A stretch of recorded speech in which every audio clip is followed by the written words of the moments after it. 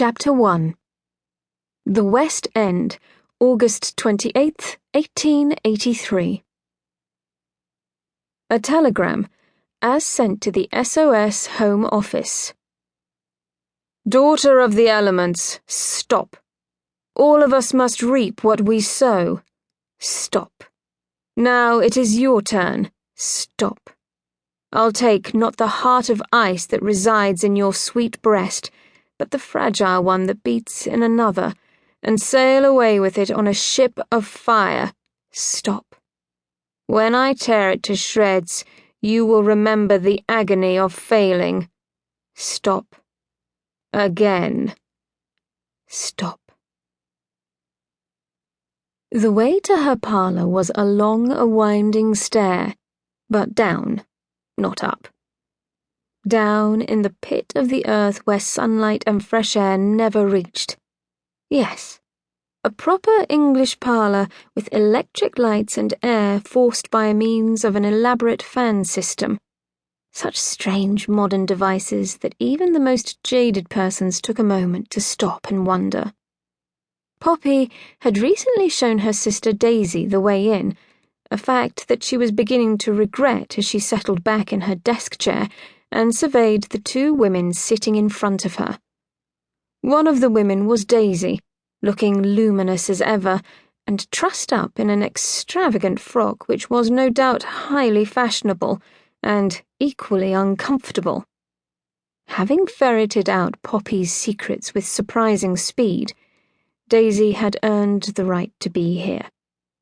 The other woman was the problem. Miss Mary Chase.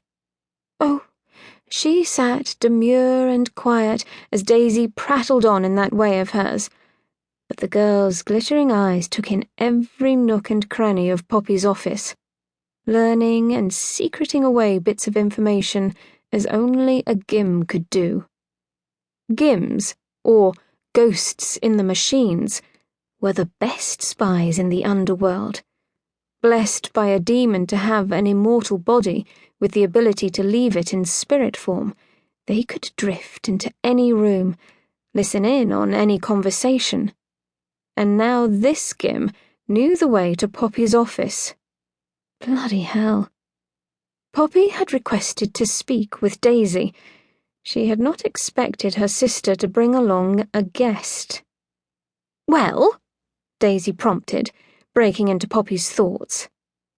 Poppy took a short breath and pulled herself together, something that was getting harder and harder to do. Inside she was frozen and fairly certain that, one day, her outer skin would simply freeze over as well. You want me to bring this girl to Mother? Poppy repeated, her lips feeling numb. Mother was the head of the Society for the Suppression of Supernaturals, or SOS, an organization whose sole focus was to keep the world from learning the truth, that the monsters in their fairy tales were real. Mother, whom no one ever met. Really, the nerve of Daisy sometimes. Poppy tapped her fingers to relieve the urge to wrap them about her sister's lovely neck. Daisy, too, was a Gim, a decision she'd made in the face of a gruesome, prolonged death. She'd saved herself by making a devil's bargain, and now she would never die. Daisy would be here long after Poppy was dust in the ground. It made Poppy unaccountably sad, though she really couldn't say precisely why. Daisy glanced at Poppy's thrumming fingers. Poppy instantly stopped. Daisy, too, tapped her fingers when she was agitated.